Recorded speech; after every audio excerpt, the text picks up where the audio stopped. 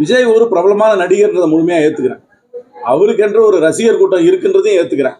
அந்த ரசிகர் கூட்டம் ஒரு ஆதரவு கூட்டமாக மாறுவதற்கு வாய்ப்பு இருக்கின்றதையும் ஏத்துக்கிறேன். அந்த ஆதரவு கூட்டம் ஒரு வாக்கு வங்கியாக மாறுவதற்கும் வாய்ப்பு இருக்கின்றதை ஏத்துக்கிறேன். ஆனா அந்த வாக்கு வங்கி சீட்டா மாறுமான்னு கேட்டீங்கன்னா எனக்கு சந்தேகம் சொல்லுவேன். நிச்சயமாக கணிசமான வாக்குகளை பெறுவார்கள். ஏன்னாக்க ஜெனரலாவே இந்த உலகத்துல எடுத்து பாத்தீங்கன்னா இளைஞர்களுக்கு வாடிக்கையான அரசியல் கட்சிகள் மீது நம்பிக்கை குறைஞ்சு கொண்டே போகுது. ஒரு ஆன்டி எஸ்டாப்ளிஷ்மெண்ட் ஆட்டிடியூட். அதனால புதுசா யாராவது வந்தாலும் அதை ட்ரை பண்ணி பார்க்கலான்னு ஒரு ஃபேன்சிக்காக பண்ணுவாங்க. ஃபேன்சிக்காக ஒரு ஒரு பெர்சன்டேஜ் ஓட்டு கண்டிப்பா போகும். அந்த ஓட்டு ஆனா சீட்டா மாறுமான்றத கேட்டீங்கன்னா எனக்கு ஒரு கேள்விக்குறி தான்.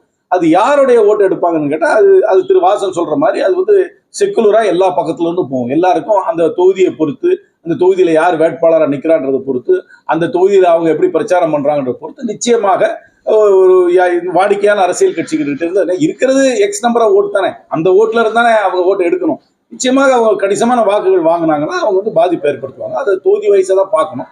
ஆனாலும் இந்தியா கூட்டணி ஒற்றுமையாக இருந்தால் என்னை பொறுத்தவரைக்கும் என்னுடைய கணிப்பு, என்னுடைய அரசியல் கணிப்பு, நான் பார்த்த சர்வே வரைக்கும் இந்தியா கூட்டணி ஒற்றுமையாக இருந்தால் இந்த மும்முனை போட்டியாக இருந்தாலும் சரி, மூன்றரை முனை போட்டி. ஏன்னா மூன்றரை முனைனா என்ன, சகோதரர் சீமான் என்ன போய் ஒரு ஹாஃப் ஃப்ரண்டா வச்சுக்குவேன். அவர் மூன்றரை முனை போட்டியாக இருந்தாலும் சரி இந்தியா கூட்டணி வெற்றி பெறும் என்று தான் நான் நம்புகிறேன்.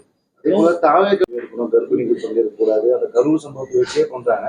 அதோடைய அருண்குமார்ன்ற ஒரு நிர்வாகி நேற்று என்ன பேசியிருக்காருன்னா, தாவேகோட கூட்டத்துக்கு மட்டும்தான் போலீசார் இவ்வளவு கட்டுப்பாடு பண்றாங்க, இளைஞரணி மாநாடு நடத்துறாங்க, அதுக்கு என்ன மாதிரியான கட்டுப்பாடுகள் விதிக்கிறாங்க, என்ன மாதிரி இது பண்றாங்கன்னு சொல்லிட்டு கேள்வி எழுப்புறாரு.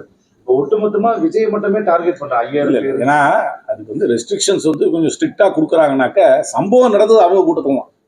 மற்றவங்க கூட்டத்துல சம்பவம் நடக்கல. அதிமுக கூட்டத்துல சம்பவம் நடக்கல. திமுக கூட்டத்துல சம்பவம் நடக்கல. சம்பவம் நடக்காத கூட்டத்துக்கு அவங்க ஒரு மெச்சூரா அந்த கூட்டத்தை நடத்துவாங்கன்ற நம்பிக்கையில பெர்மிஷன் கொடுக்குறாங்க. இவங்களுக்கு இன்எக்ஸ்பீரியன்ஸ், அதனால இந்த மாதிரி சம்பவங்கள் நடக்கிறதுனால கொஞ்சம் இன்னும் ஸ்ட்ரிக்டா கண்டிஷன்ஸை கொஞ்சம் ஃபாலோ பண்ற மாதிரி போடுவாங்க. இவங்களை டார்கெட் பண்றாங்கலாம் ஒன்றும் அவசியம் கிடையாது. அவங்க கூட்டம் நடத்தணும்னா நடத்திட்டு போகலாம். வாடிக்கையான அரசியல் கூட்டம் மாதிரி நடத்துறது இல்லையா, அவங்க நடத்துறதெல்லாம் கான்சர்ட் மாதிரில இருக்கு. இடையில பேசிட்டு ஒரு கான்சர்ட்டோடைய ஸ்டைல தானே நடக்குது, ஒரு வாடிக்கையான அரசியல் கூட்டம் மாதிரி நடக்கிறது.